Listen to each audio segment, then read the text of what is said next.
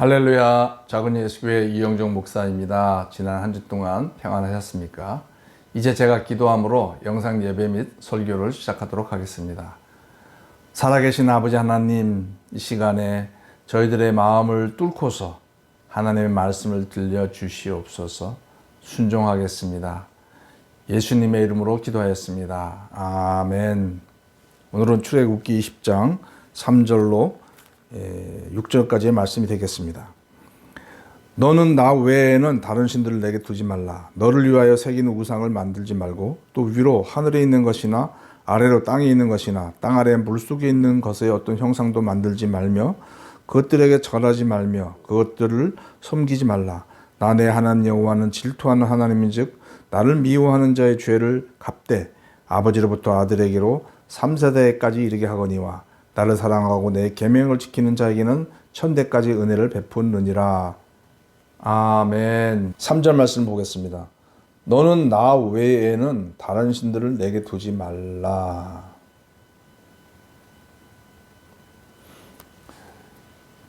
성도 여러분들은 이 말씀을 어떻게 해석을 하고 계십니까?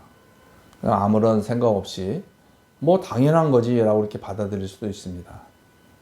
그러나 이 3절 말씀은 그리고 10계명의 말씀들은 다시 말하면은 이 결혼 서약과 같은 겁니다.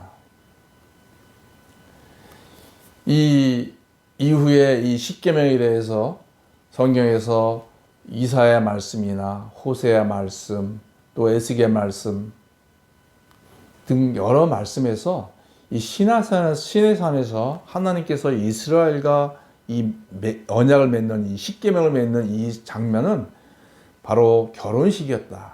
그래서 하나님과 이스라엘 민족이 결혼하는 그런 결혼식 장면으로 성경은 표현하고 있습니다.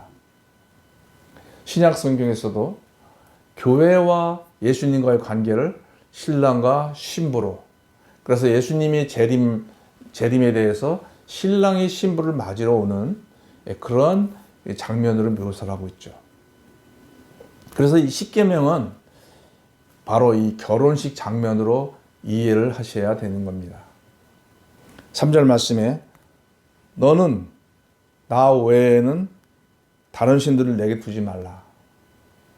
이것을 사람의 말로 풀어본다면 이스라엘민 너는 나 말고 다른 남자에게 관심을 가져서는 안 된다. 그런 뜻인 거예요. 우리가 결혼식 할 때 서로가 사랑해서 결혼을 하죠. 그래서 그것은 결혼하는 사이에 있어서의 당연한 관계 아니겠습니까? 그런데 만약에 결혼하는 그 상대방이 다른 여자에 대해서 관심을 갖는다든지 또는 다른 남자에 대해서 관심을 갖는다든지 하는 것은 그것은 올바르지 않은 관계죠. 그래서 5절에 보면은 내 하나님 여호와는 질투하는 하나님이다. 하나님은 우리가 다른 것에 관심을 가지면 뭐 그럴 수도 있지 그러시는 게 아니라 질투하신다. 여기서 질투라고 하는 것은 불같은 질투예요. 불같은 마음으로 불같은 충동에서 칼이나 총으로 죽이려고 하는 그런 분노가 생겨서 정말 죽이려고 하는 그런 마음을 표현하는 내용이 되겠습니다. 하나님은 이스라엘 민족이 다른 신에게, 다른 우상에게 사랑을 나타내거나 관심을 나타내면은 죽이고 싶은 마음이 든다는 거예요. 그래서 이 10계명은 바로 그런 사랑의 그 결혼 서약식과 같은 내용입니다. 그래서 너가 나만을 사랑해라. 만약에 네가 다른 것을 사랑한다면 나는 너를 죽일 거다. 좀 무시무시하죠. 그러나 이것이 사실 10계명의 원 뜻인 겁니다. 자, 그렇다면 왜 하나님은 이렇게 우상에 대해서 이렇게 참 그 말씀을 집중적으로 말씀하시는 걸까요? 4절 말씀을 보겠습니다. 너를 위하여 새긴 우상을 만들지 말고. 그 우상은 너를 위해서 만들었다라고 하는 거예요. 이 땅에 많은 종교들이 있습니다. 그리고 우리 신앙인들도 신앙생활을 합니다. 제가 한번 질문을 드려보겠습니다. 여러분들은 왜 교회나 성당을 다니십니까? 그리고 여러분의 주요 기도 제목은 무엇입니까? 이제 올해가 시작되었기 때문에 여러분들은 이제 신년 예배, 또 올해의 소원 이런 것들을 가지고 기도 제목들을 만드셨을 줄 압니다. 여러분들의 마음을 간절하게 하는 기도 제목들의 한번 내용을 살펴보십시오. 사실 그 기도 제목은 다른 종교에 있는 사람들이 구하는 내용하고 어떤 차이가 있습니까? 사람들이 어떤 종교를 갖든 사람들이 갖는 공통적인 기도 제목이 있어요. 그거는 바로 자신들을 위해서 구하는 거죠. 우상은 무엇입니까? 자기의 욕심을 이루고자 하는 하나의 대용품인 거예요. 자기의 욕심을 누군가에게는 얘기하고 싶은데 사람들한테는 차마 얘기할 수가 없잖아요. 그래서 어떤 우상을 만들어서 거기다가 간절히 비는 겁니다. 왜요? 자기가 잘 되고, 자기 자녀가 잘 되고, 자기 사업이 잘 되고, 내가 잘 되고, 내가 잘 되고, 내가 잘 되도록 하기 위해서.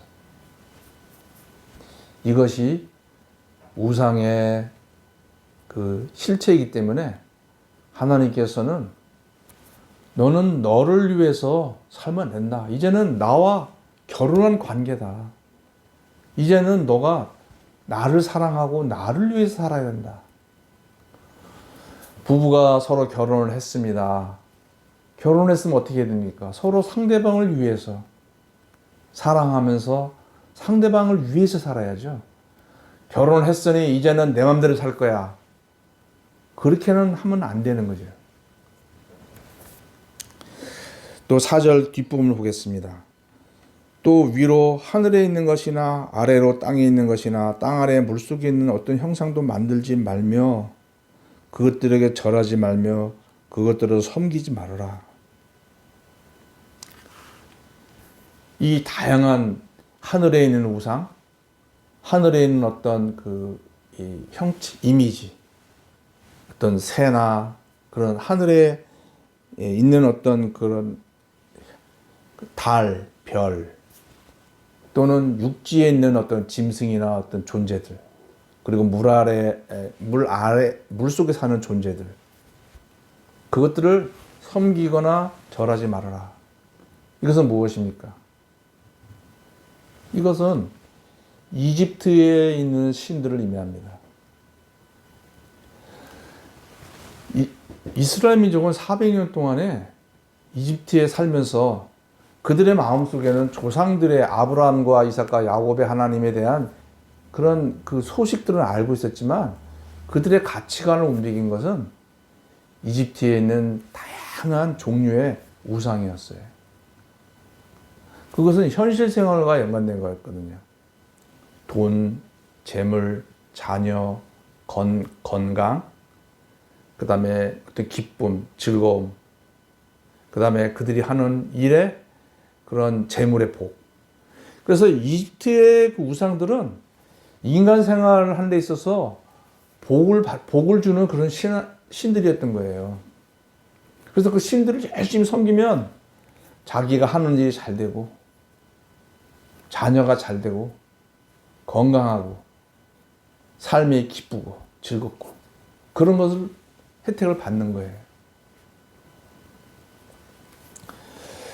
이제 우리 우리가 이 3,000년 전의 이집트 시대와 좀 떨어져 있기 때문에 이런 내용을 하면 우리하고 좀 이렇게 거리가 있게 느껴지게 됩니다. 오늘날 우리에게로 우리식으로 얘기한다면은 하나님이 말씀하신 것은 너희가 성장하면서 노인이 될 때까지 가장 귀하다고 여기는 것들을 에게 섬기거나 절하지 말아라. 그런 내용이 되겠습니다. 우리가 10대 때는 무엇이 중요합니까? 친구 관계죠.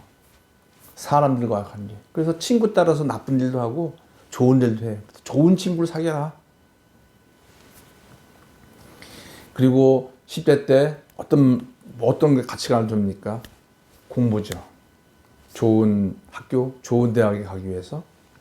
그래야 성공하니까. 20대가 되면 어떤 관점입니까? 결혼이죠. 어떻게 하면 내가 좋은 여자를 만날까? 좋은 남자를 만날까? 그리고 어떻게 하면 좋은 직장에 갈까? 30대가 되면 대개 결혼을 합니다. 그러면 이제 어떻게 즐거운 가정생활을 할까? 그리고 그때부터 돈에 대한 관심을 이제 진지하게 갖습니다. 내가 돈을 많이 벌어야겠다. 자녀를 위해서. 옛날에는 나를 위해서 벌었지만 이제는 내 아내와 자녀를 위해서, 그리고 노후를 위해서, 그리고 직장 생활을 하면서 40대 되면서 돈에 대한 관심과 직장에서의 승진하기 위해서 올인을 하죠. 그리고 50대, 60대가 되면 이제 노후로 들어가면서 건강에 대한 염려. 그래서 건강하기 위해서 온갖 또 투자를 하기 시작합니다. 우리의 생애 주기에 태어나서 나이 들 때까지 우리의 온통 관심을 사로잡는 것들. 이것은 바로 이집트에 있는 신들이 제공하는 그런 내용들인 거예요. 우리가 신앙생활하고 하나님을 믿고 그렇게 살아갑니다. 그러나 우리의 생활의 대부분은 무엇을 차지하고 있습니까? 내가 인생을 살아오면서 중요하다고 여기는 그것들을 붙들며 살아가는 것이 우리 오늘날 신앙인들의 모습이 아닐까 생각이 됩니다. 이스라엘 민족이 그 400년 동안 그 애굽에 있으면서 그들이 몸으로 느끼는 그 중요하다고 생각하는 가지고 있었던 가치관, 그리고 오늘날 우리가 이 현대 사회에서, 이 자본주의 사회에서 어렸을 때부터 지금까지 나름대로 중요하다고 여기고 있었던 그 가치관들. 그러나 그 가치관들은 냉정히 따져보면 하나님하고는 무관한 내용들이 많이 있는 것을 우리는 솔직히 고백하지 않을 수 없는 것이 현실인 줄 압니다. 실예를 들어보겠습니다. 제가 한 교회에서 고등부 교사로 오랫동안 섬겼습니다. 고3이 되면 이제 과외들과 학원 다니는 것이 있죠. 그러면 고3 되는 학생들, 공부 잘하는 학생들은 참으로 이 주일날 이 성경 공부하기도 힘듭니다. 예배에는 겨우 참석하는데요. 예배 끝나자마자 과외 받으러 또 학원에 가는 거예요. 때로는 학원 뭐 특별 수업 있다 그러면은 예배를 빠지기도 해요. 왜? 부모가 그걸 빠지라 그래요. 야, 그거는 나중에 네가 대학교, 신앙생활은 대학교 붙고 나서도 할 수 있는 거다. 오늘날 우리가 신앙생활을 하는 데 있어서 그 한 예를 보면 그 학생에게 있어서는 예수님을 믿어요. 그 부모도 다 집사 장로님입니다. 그러나 하나님이 먼저가 아니고요. 먼저 공부가 중요한 거예요. 공부해서 먼저 네가 원하는 대학에 가서 그때 신앙생활 잘하면 된다. 자, 20대가 되고 30대가 되면 어떻습니까? 신앙생활이 말씀 보고 기도하는 거. 회사 생활이 너무 바쁘고요. 공부할 게 너무 많아요. 하나님도 이해하실 거야. 내가 이것만 잘 통과하고 나서 신앙생활 잘 하면 되지. 40대가 되면요. 직장 생활도 많고요. 가정 생활도 아이들 돌봐야 할 게 많아요. 너무 바빠요. 그래서 하나님께 집중하기가 힘들어요.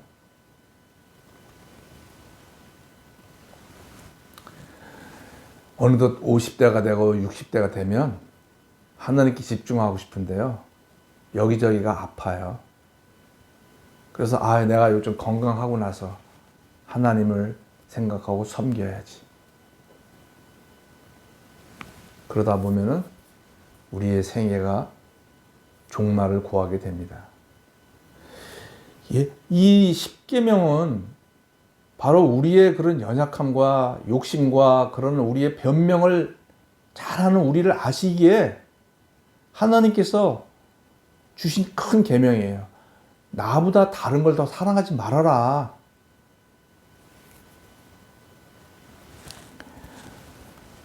오절 말씀에 여호와는 질투하는 하나님인즉 나를 미워하는 자의 죄를 갚되 아버지로부터 아들에게로 3세대까지 이르게 하거니와.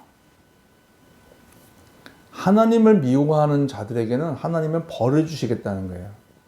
3, 4대까지. 아니 이스라엘 민족이 왜 하나님을 미워합니까? 하나님은 말씀하시기를 6절 말씀에 나를 사랑하고 내 계명을 지키는 자에게는, 하나님을 사랑하는 사람은요, 하나님의 말씀을 지키고자 하는 마음을 갖는 거예요.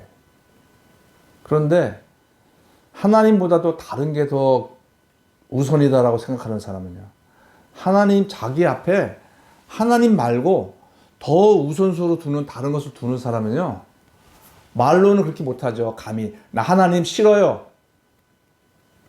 왜 하나님 내가 가는 길을 막으세요? 나는 이게 더 중요해요. 나는 내 인생에 있어서 먼저 이것을 이룰 거예요. 하나님, 저는 하나님을 사랑하지만 먼저 이것을 이룰 거예요. 이것을 먼저 해야겠어요 하는 사람은 참 말은 고상하게 할지 모르지만 성경은 그것은 하나님을 미워하는 거다. 왜? 하나님이 방해거리로 여기고 있는 거예요.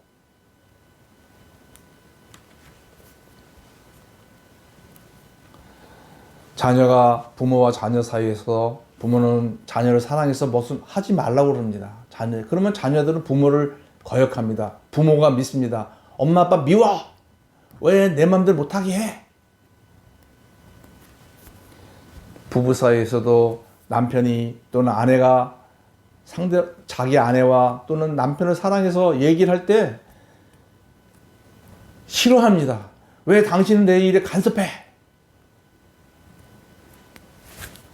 하나님도 우리를 사랑하셔서 우리에게 어떤 것을 간섭할 때 하나님 간섭하지 마세요. 내 인생은 내 마음대로 살 거예요. 라고 한다면 그것은 하나님을 미워하는 거예요. 싫어하는 거예요. 우리는 난 하나님을 사랑해. 하나님을 싫어하는 건 아니야 라고 얘기할 수 있을지 모르지만 하나님은 얘야, 너는 지금 나를 거부하고 있잖니? 나를 싫어하고 있잖니? 너는 나보다도 다른 것들을 더 좋아하고 있잖니? 너는, 그런데 성경은 그것에 대해서 하나님으로부터 잠시 동안의 징벌이 있을 것이다. 그 잠시라고 하는 것은 내 당대와 그 다음에 내 아들 그리고 내 손자 손녀 때까지 징벌이 있을 것이다 라고 경고하십니다. 우리가 하나님의 말씀대로 사는 것은 하나님을 사랑할 때만 가능한 겁니다. 하나님을 사랑해서 계명을 지키면 하나님 축복이 천대까지 은혜를 베푼다. 여기서 천대라는 것은 뭐 산술적으로 천대라기보다는 그만큼 영원토록 우리에게 은혜 주신다. 그런 뜻인 거예요. 하나님은 우리에게 벌을 주시지만 그것은 3, 4대까지만 주시고 우리에게 은혜를 주실 때는 영원토록 주신다. 이게 하나님의 사랑인 거죠.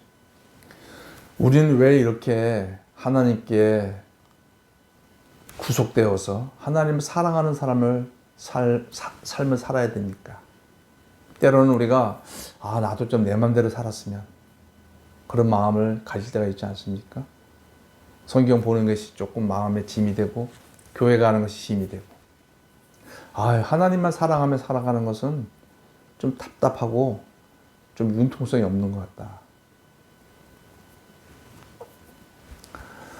성도 여러분, 제가 한 얘기를 한번 들려드리겠습니다. 어떤 가족이 있었습니다.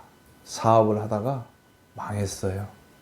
집도 없어요. 그래서 완전히 노숙을 하는 거예요. 근데 노숙할 데도 없어서 다리 밑에서 그 한겨울에도 그냥 이렇게 조그맣게 그냥 거적대기를 그 라면 박스나 이런 걸 놓고 가족이 사는 거예요.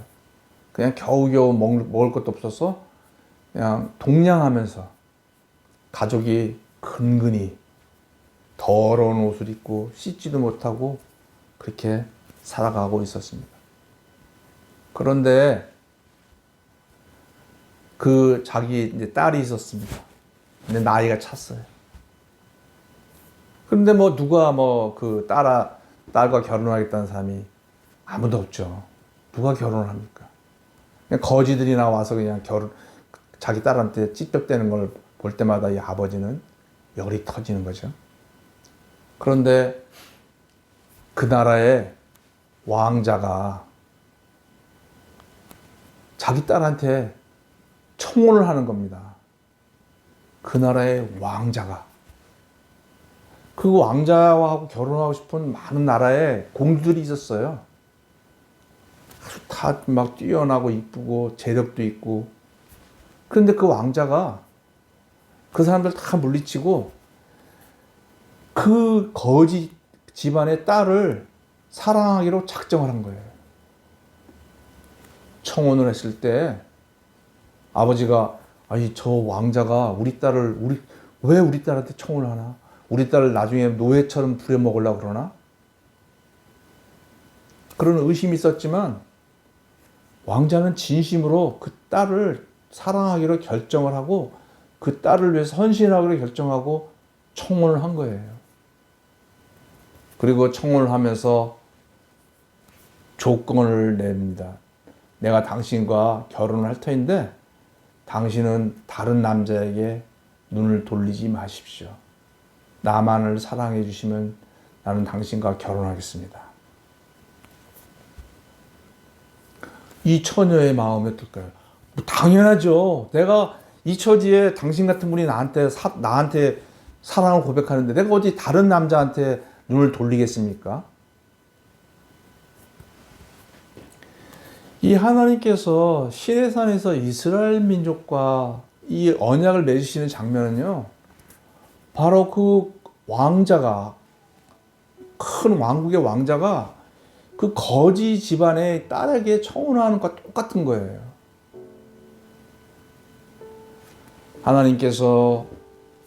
하나님은 이 우주의 주인이시고 영광의 왕이시고 만주의 주이신 그분이십니다.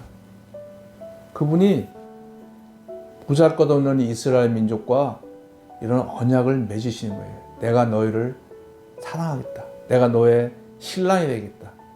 대신에 너는 나를 사랑해라. 하나님께서 이스라엘 민족과 이런 결혼 언약을 맺으신 것은 이스라엘 민족 입장에서는 은혜 중에 은혜인 것입니다. 구속이 아니에요. 은혜인 거예요. 그러나 이스라엘 민족은 그 하나님의 은혜, 처음에는 은혜를 받았지만 이제 하나님과 동행을 하면서 은혜로 여기지 아니하고 그 하나님의 사랑을 거추장스럽게 여기기 시작하는 죄를 범하기 시작한 것입니다. 성도 여러분, 이것은 이스라엘만의 문제가 아닙니다. 하나님께서 우리 성도님들과도 개개인과 언약을 맺으셨습니다. 우리는 신부이고 예수님은 신랑이시라고 성경에서 말씀하고 계십니다. 언약 관계로, 결혼 관계로 설명하고 계시는 거예요. 성도 여러분은 세월이 지나갈수록, 나이가 들어갈수록 예수님을 더 사랑하고 계십니까? 하나님을 더 사랑하고 계십니까? 아니면 주변에 보이는 현실적인 문제에 더 집착해서 그 문제 때문에 하나님을 잠시 옆으로 제껴두고 계십니까? 기도하겠습니다. 아버지 하나님, 하나님의 이 귀한 말씀 저희들 간직하길 원합니다. 하나님을 더 사랑하게 도와주시옵소서. 예수님의 이름으로 기도하였습니다. 아멘.